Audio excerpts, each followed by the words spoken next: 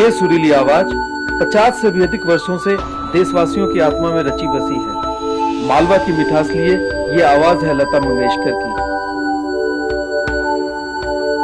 मैं अभी तक उसी दुनिया में घूम रही हूँ, वही एटमॉस्फेयर, वही सारे म्यूजिशियंस। गाना रिकॉर्ड होता था, 100 म्यूजिशियंस बैठे हैं, साथ साथ रिकॉर्ड हो रहा है। आर.डी. बर्मन या एस.टी. बर्मन, उनके गाने अलग अलग स्टाइल, गाते वक्त भी अच्छा लगता था। अब वो सब मैं मिस करती हूँ। पिछले दिनों एचएमवी ने लता मंगेशकर को पद्म विभूषण मिलने की खुशी में मुंबई में एक स्वागत समारोह आयोजित किया। इसमें फिल्म जगत की बड़ी बड़ी हस्तियां शामिल हुईं। इनकी जो आवाज़ है वो आने हजारों सालों तक, जितने भी साल आने वाले हैं, ये आवाज़ गूंजती रहेगी, क्योंकि ये आवाज़ फिर पैदा नहीं होगी। समारोह में एक और जहां नई पीढ़ी के कलाकार लता जी का साथ पाकर स्वयं को गौरवान्वित महसूस कर रहे थे, वहीं इस महान कलाकार के समकालीन उनके साथ तय किए सफर को याद कर रहे थे। ये कमाल की बात है, उनके साथ जब जब मैंने गाना गाया मैं अपने लाइन भूल जाता था।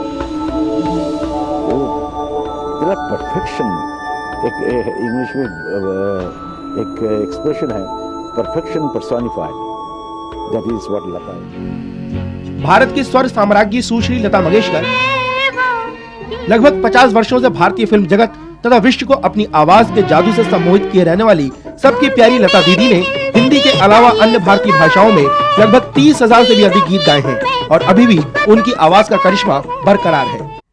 टूटे हुए सपने की सुने कौन सिसकी, अंतर को चीर व्यथा पलकों पर ठिठकी। हार नहीं मानूंगा, रार नहीं ठानूंगा, काल के कपाल पर लिखता मिटता हूँ, गीत नया गाता हूँ। अनिलना त्यांच्या 65 वर्षाचे शुभकामना देते। त्यांनी अजूनही खूप काम करावं, खूप चांगलं म्युझिक करावं असा त्यांना मी आशीर्वाद देते, कारण माझ्यापेक्षा ती खूप लहान आहेत आणि त्यांचा आशीर्वाद त्यांना, तुमचा सर्वांचा आशीर्वाद त्यांना आहेच, आणि मी पण त्यांना खूप शुभेच्छा देते आणि आपली रजा घेते। नमस्कार। टूटे हुए सपने की सुने कौन सिसकी, अंतर को चीर व्यथा पलकों पर ठिठकी। हार नहीं मानूंगा, रार नहीं ठानूंगा, काल के कपाल पर लिखता मिटता हूँ, गीत नया गाता हूँ। सिंगर्स के साथ काम करना कैसा रहता था रिकॉर्डिंग के टाइम? बहुत अच्छा होता था, और हम लोग साथ काम करने का जो एक अलग ये रहता था, बहुत अच्छा काम होता था, और हंसी मजाक बातचीत ये सब होता था। एक मतलब जैसे भाई बहन होते हैं वैसे हम लोगों का घर जैसा रिश्ता था, और एटमॉस्फेयर भी वैसा ही होता था, जाते थे। आजकल क्या होता है कि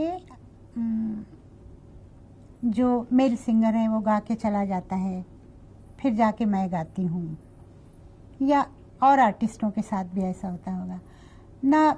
गाने में क्या होता है कि जैसे डुएट हम लोग गा रहे हैं, तो डुएट में जब तक पता नहीं चलता कि सामने वाला क्या गा रहा है तो हमें गाने का वो मूड नहीं आ सकता है बोलों के हिसाब से। कि फिल्म का गाना होता है वो एक उस वक्त जो वहाँ फिल्म में फिल्माया जाएगा वो वातावरण जो होता है वो उसके लिए साथ गाना बहुत ज़रूरी होता है। तो वो अब होता नहीं है।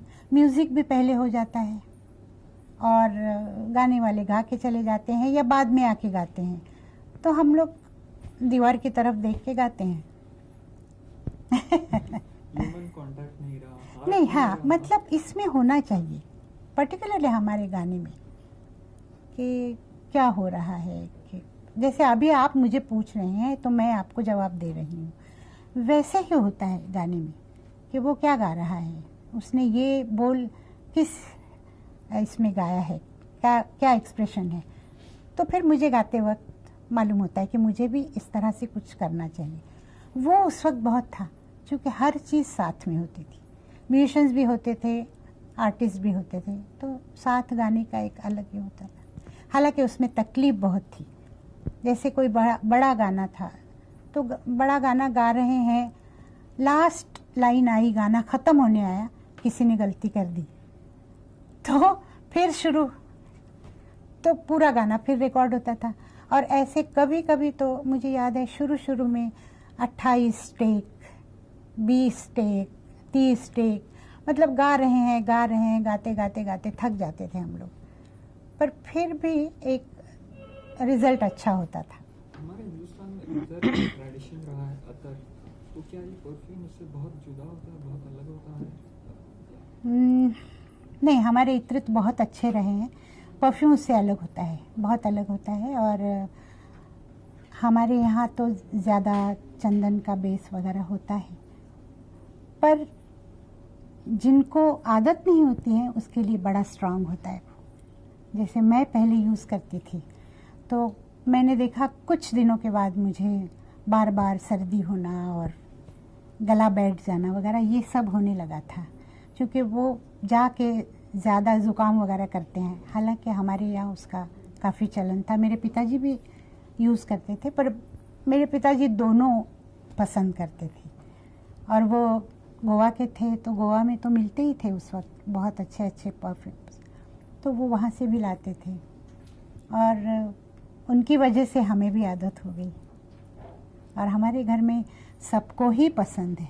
मुझे लगता है हर घर में खुशबू तो पसंद ही है लोगों को।